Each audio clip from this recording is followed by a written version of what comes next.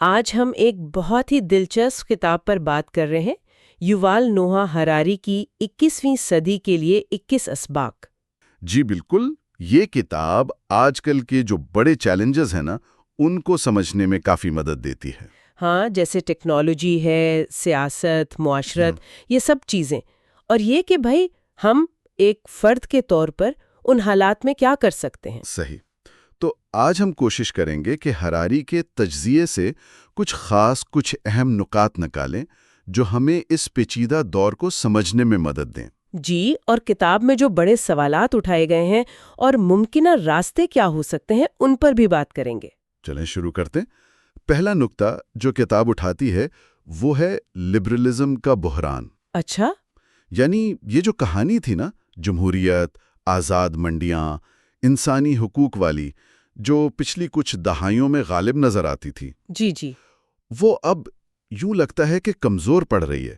ہم نے بریگزٹ دیکھا، ٹرمپ کا انتخاب، یہ سب شاید اسی طرف اشارہ کرتے ہیں۔ بالکل، اور ہراری یہ کہتے ہیں کہ یہ بحران ایک ایسے وقت میں آیا ہے جب ٹیکنالوجی، خاص طور پر بائیو ٹیکنالوجی اور انفو ٹیکنالوجی یعنی معلومات کی ٹیکنالوجی، اچھا، وہ مل کر ایسے چیلنجز پیدا کر رہی ہیں جو پہلے کبھی نہیں دیکھے گئے۔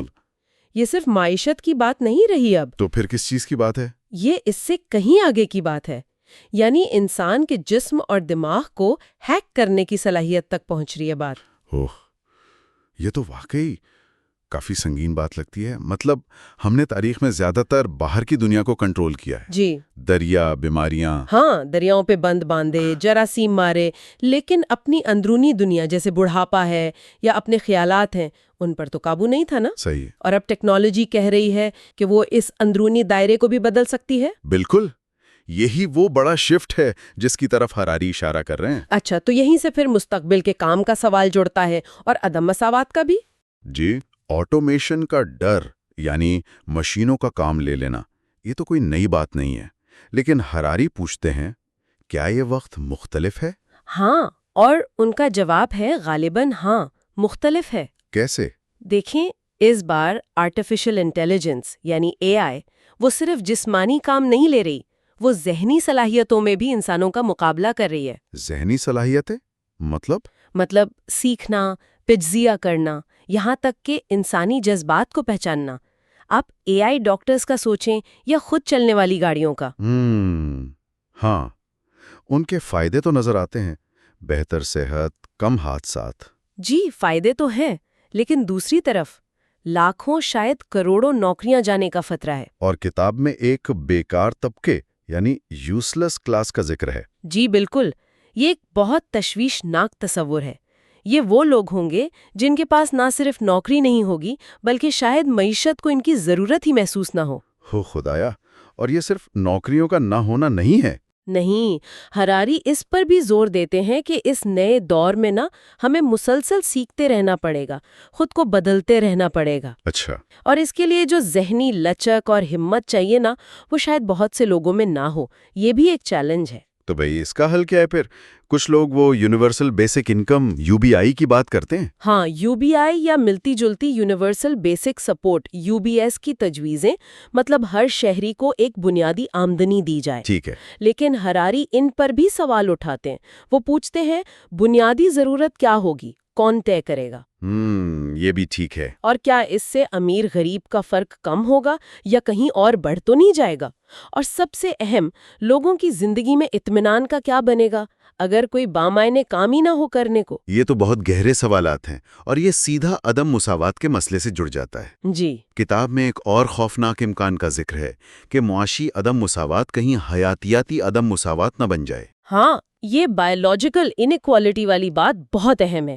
ذرا سوچیں، اگر امیر لوگ بائیو ٹیکنالوجی سے اپنی عمر بڑھا لیں، اپنی ذہانت بہتر کر لیں، تو پھر تو انسانوں کی دو قسمیں بن جائیں گی، ایک طرح کے سپر ہیومن اور باقی عام لوگ۔ بالکل، اور یہ فرق شاید تاریخ کے کسی بھی طبقاتی فرق سے زیادہ گہرا اور خطرناک ہو۔ اور ان سب تبدیلیوں کے پیچھے ایک چیز بہت مرکزی ہے، ڈیٹا۔ جی ہاں، ہراری کا وہ مشہور جملہ ہے نا، جن کے پاس ڈیٹا ہے مستقبل ان کا ہے۔ یہ تو کافی پاورفل سٹیٹمنٹ ہے۔ بالکل، جیسے پہلے زمین یا مشینیں طاقت کا سرچشمہ تھیں، اب ڈیٹا ہے۔ اور یہ ڈیٹا کہاں سے رہا ہے؟ ہم سے؟ زیادہ تر ہم سے ہی آ رہا ہے. ہماری آن لائن سرگرمیاں، ہماری پسند ناپسند، یہاں تک کہ ہمارے جسمانی رد عمل، بائیو میٹرک ڈیٹا، یہ سب. اچھا، تو اگر ڈیٹا اتنا اہم ہے اور ٹیکنالوجی ہمارے جذبات تک کو سمجھ سکتی ہے تو پھر ہماری آزادی کا کیا بنے گا؟ لبرلزم تو اسی بنیاد پر کھڑا تھا کہ ہر انسان کی اپنی آزاد مرضی ہے، فری ول. ہمارے جذبات ہماری اپنی آواز ہیں. جی، یہی وہ بنیادی مفروضہ ہے جسے ہراری چیلنج کرتے ہیں. وہ کہتے ہیں پرانے وقتوں میں آپ KGB یا چرچ کی مثال لے لیں. ٹھیک ہے. وہ جتنی بھی نگرانی کر لیتے، ان کے پاس یہ ٹیکنالوجی نہیں تھی کہ وہ جان سکیں آپ کے دماغ اور جسم کے اندر اصل میں کیا چل رہا ہے. نہ بائیولوجی کا اتنا علم تھا، نہ اتنی کمپیوٹنگ پاور. صحیح، لیکن آج گوگل، فیس بک، چین میں بائیدو، یہ کمپنیاں big data, algorithms, biometric sensors, AI، ان سب کو ملا کر شاید ہمارے جذبات اور خواہشات کو ہم سے بھی بہتر سمجھ سکتی ہیں. ہم سے بہتر؟ یہ کیسے ممکن ہے؟ ممکن ہے کیونکہ وہ ہمارے رویے کے پیٹرنز دیکھ سکتی ہیں، ہمارے جسمانی رد عمل کو مانیٹر کر سکتی ہیں، جو شاید ہم خود بھی شعوری طور پر نہیں جانتے. اچھا. اور اگر وہ سمجھ سکتی ہیں تو پھر وہ ان پر اثر انداز بھی ہو سکتی ہیں، انہیں بدل بھی سکتی ہیں. تو مطلب اختیار، اتھارٹی، وہ انسانوں سے الگوریدم کو منتقل ہو رہی ہے؟ امکان تو یہی نظر آتا ہے. اسی لیے کتاب میں ڈیجیٹل ڈکٹیٹرشپ کے خطرے سے خبردار کیا گیا ہے. ڈیجیٹل آمریت؟ یہ کیسی ہوگی؟ 20ویں صدی والی تو نہیں؟ نہیں، شاید اس سے مختلف ہو. وہ تشدد اور خوف پر زیادہ انحصار کرتی تھی، یہ شاید زیادہ لطیف، زیادہ سیٹل ہو. کیسے؟ یہ آپ کی نگرانی کرے گی، آپ کے جذبات کو سمجھے گی اور پھر اسی معلومات کو استعمال کر کے آپ کو کنٹرول کرے گی. آپ کو شاید پتہ بھی نہ چلے. یہ تو بہت ہی ڈراؤنی تصویر ہے. تو پھر کیا کریں؟ ہراری کا مشورہ ہے کہ بھئی جتنی سرمایہ کاری ہم AI کو بہتر بنانے میں کر رہے ہیں نا، جی، اتنی ہی بلکہ اس سے زیادہ ہمیں انسانی شعور کو سمجھنے اور اسے بہتر بنانے میں کرنی چاہیے. انسانی شعور کو؟ جی، ورنہ خطرہ یہ ہے کہ ہم اپنی فطری حماقت کو AI کی بے پناہ طاقت سے ضرب دے دیں گے اور نتائج تباہ کن ہو سکتے ہیں. یہ بات تو سمجھ آتی ہے. اچھا، یہ جتنے بھی چیلنجز ہیں، ٹیکنالوجی، عدم مساوات، آزادی پر خطرات، یہ سب تو عالمی نوعیت کے لگتے ہیں. بالکل، یہ گلوبل چیلنجز ہیں. لیکن ہم دیکھ رہے ہیں کہ دنیا میں قوم پرستی کا رجحان بڑھ رہا ہے. ہر کوئی میرا ملک سب سے پہلے کہہ رہا ہے. یہ تضاد نہیں؟ بہت بڑا تضاد ہے. ایک طرف تو ہم سب ایک عالمی گاؤں کی طرح جڑ گئے ہیں، معیشت، سائنس، ماحولیات، سب کچھ جڑا ہوا ہے. اولمپکس کو دیکھ لیں، ڈالر کو دیکھ لیں. ٹھیک ہے.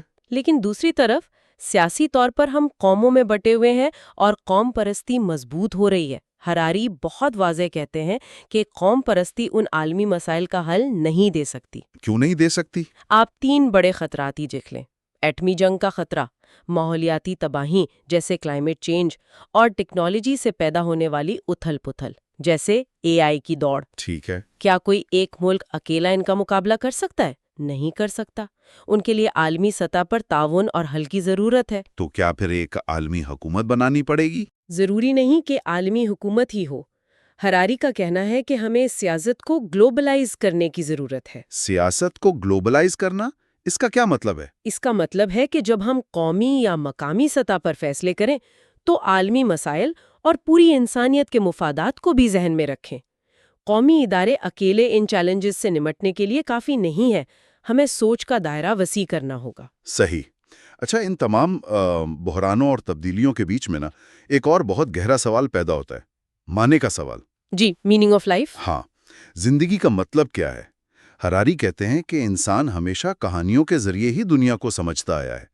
لبرلزم، کمیونزم، قوم پرستی، مذہب، یہ سب بڑی بڑی کہانیاں ہیں. جی بالکل، نیریٹیوز. لیکن اگر یہ کہانیاں ٹوٹ رہی ہیں، جیسا کہ ہم نے شروع میں بات کی، تو پھر کیا؟ یہاں ہراری ایک اور بنیادی خیال کو چیلنج کرتے ہیں. وہ کہتے ہیں کہ زندگی خود کوئی کہانی نہیں ہے. زندگی کہانی نہیں ہے؟ ہاں، بلکہ وہ یہاں تک کہتے ہیں کہ ہمارا جو میں کا تصور ہے، سیلف، وہ بھی ایک کہانی ہے جو ہم اپنے آپ کو سناتے رہتے ہیں. تو پھر حقیقت کیا ہے؟ اگر سب کچھ کہانی ہے تو؟ وہ بدھ مت کی تعلیمات کا حوالہ دیتے ہیں. وہ کہتے ہیں کہ کائنات اور ہمارے اپنے احساسات اور خیالات یہ سب بنیادی طور پر مسلسل بدلتی ہوئی لہریں ہیں، وائبریشنز۔ ان کا کوئی مستقل ذاتی مطلب یا مقصد نہیں ہے۔ تو پھر جینے کا مقصد کیا ہے؟ ان کے خیال میں مقصد کسی عظیم کہانی میں معنی ڈھونڈنا نہیں، بلکہ دکھ یعنی سفرنگ کی حقیقت کو سمجھنا اور اس سے نجات حاصل کرنا ہے۔ دکھ کی حقیقت کو سمجھنا، انہوں نے وہ حقیقت کی کسوٹی والی بات بھی کی ہے نا؟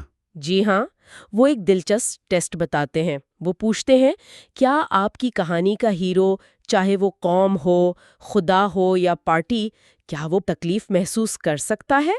نہیں، ظاہر ہے۔ نہیں، صرف باشعور مخلوقات، سینشنٹ بینگز ہی دکھ جھیل سکتی ہیں۔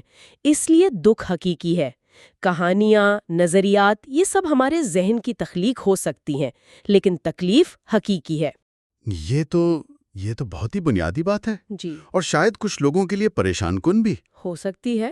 تو اگر پرانی کہانیاں ختم ہو رہی ہیں، کوئی نئی قابل بھروسہ کہانی نظر نہیں آ رہی، اور ہمارا خود بھی ایک کہانی ہے، ہاں، تو اس غیر یقینی دنیا میں جیا کیسے جائے؟ یہیں پر پھر لچک یعنی ریزیلینس، تعلیم اور خود شناسی، سیلف نالج کی اہمیت سامنے آتی ہے۔ تعلیم کے حوالے سے کیا کہتے ہیں وہ؟ ہراری کہتے ہیں کہ بھئی ہمیں پتہ نہیں کہ 2050 میں دنیا کیسی ہوگی، نوکریاں کیسی ہوں گی، معاشرہ کیسا ہوگا، تو تعلیم کا مقصد صرف معلومات رٹوانا نہیں ہونا چاہیے۔ تو پھر کیا ہونا چاہیے؟ تعلیم کو ان 4 سیز پر توجہ دینی چاہیے: کرٹیکل تھنکنگ یعنی تنقیدی سوچ، کمیونیکیشن یعنی ابلاغ، کولیبوریشن یعنی مل کر کام کرنا، اور کریٹیوٹی یعنی تخلیقی صلاحیت۔ یہ تو اہم مہارتیں۔ جی، لیکن ان سب سے بڑھ کر وہ کہتے ہیں ذہنی لچک اور خود کو بدلنے کی صلاحیت، اڈیپٹیبلٹی۔ یعنی مسلسل سیکھتے رہنا۔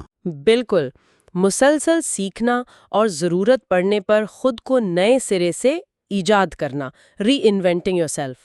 21ویں صدی میں شاید سب سے اہم مہارت یہی ہوگی۔ اور یہ بات پھر وہیں جڑ جاتی ہے جہاں سے ہم نے شروع کیا تھا، انسانوں کی ہیکنگ کا خطرہ۔ جی بالکل۔ اگر باہر کے الگوریدمز ہم سے بہتر جاننے کے قابل ہو رہے ہیں، تو پھر اپنے آپ کو جانو کا جو قدیم یونانی فلسفوں کا مشورہ تھا نا، وہ آج پہلے سے کہیں زیادہ اہم ہو گیا ہے۔ اچھا، یہ اب صرف کوئی فلسفیانہ بات نہیں رہی، یہ زندہ رہنے کی حکمت عملی بن گئی ہے، سروائیول سکل۔ مطلب ہمیں خود کو سمجھنا ہوگا اس سے پہلے کہ کوئی اور ہمیں سمجھ کر استعمال کرے۔ بالکل، ہمیں اپنے ذہن کے کام کرنے کے طریقوں کو سمجھنا ہوگا، اپنے تعصبات کو، اپنی کمزوریوں کو، اس سے پہلے کہ کوئی الگوریدم انہیں ہمارے خلاف استعمال کرے۔ کتاب میں مصنف نے اپنے ذاتی تجربے کا بھی ذکر کیا ہے، وپاسنا مراقبہ کا۔ جی، وہ اسے خود آگاہی یعنی سیلف آبزرویشن کا ایک عملی طریقہ بتاتے ہیں۔ یہ کیسے مدد کرتا ہے؟ یہ اپنے خیالات اور احساسات کو بغیر کسی فیصلے کے، بغیر کسی رد عمل کے صرف دیکھنے کی مشق ہے، آبزرو کرنا۔ اس سے مدد ملتی ہے کہ ہم کہانیوں اور حقیقت کے بیچ فرق کرنا سیکھیں، خاص طور پر وہ کہانیاں جو ہمارے اپنے ذہن میں چل رہی ہوتی ہیں۔ تو یہ ایک طرح سے اپنے آپ کو ڈی بگ کرنے کا طریقہ ہے؟ ہاں، آپ کہہ سکتے ہیں، اپنے آپریٹنگ سسٹم کو سمجھنے کا طریقہ۔ زبردست۔ تو آج ہم نے ہراری کی کتاب کے حوالے سے کئی اہم پہلوؤں پر بات کی: پرانی کہانیوں کا بحران، جی، نئی ٹیکنالوجیز جیسے AI اور بایوٹیک کی طاقت اور ان کے خطرات، آزادی اور انفرادیت کے تصورات کو جو چیلنج درپیش ہے، غالبی مسائل کے سامنے قوم پرستی کی ناکامی، اور ان سب کے بیچ خود شناسی اور لچک کے ذریعے راستہ تلاش کرنے کی ضرورت۔ جی بالکل۔ اور آخر میں شاید سب سے اہم سوال یہی رہ جاتا ہے جس کی طرف ہراری اشارہ کرتے ہیں۔ وہ کیا ہے؟ ایک ایسے دور میں جہاں باہر کی طاقتیں، حکومتیں ہوں، کمپنیاں ہوں، الگوریدمز ہوں، وہ ہم سے بہتر سمجھنے اور ہمیں اپنی مرضی کے مطابق چلانے کی کوشش کر رہی ہیں۔ جی، تو کیا اپنے آپ کو جانو کا مشورہ ہی ہماری بقا کی کلید ہے؟ سوچنے والی بات ہے۔ شاید 21ویں صدی کی سب سے بڑی جنگ وہ ہمارے اپنے ذہنوں کے اندر لڑی جائے گی، افسانے کو حقیقت سے الگ کرنے کی جنگ، خاص طور پر ان افسانوں سے جو ہم خود اپنے بارے میں اور دنیا کے بارے میں تخلیق کرتے ہیں۔ بہت گہرا نقطہ ہے، اس پر سوچنے کی ضرورت ہے۔ بہت شکریہ اس گفتگو کے لیے۔ آپ کا بھی شکریہ۔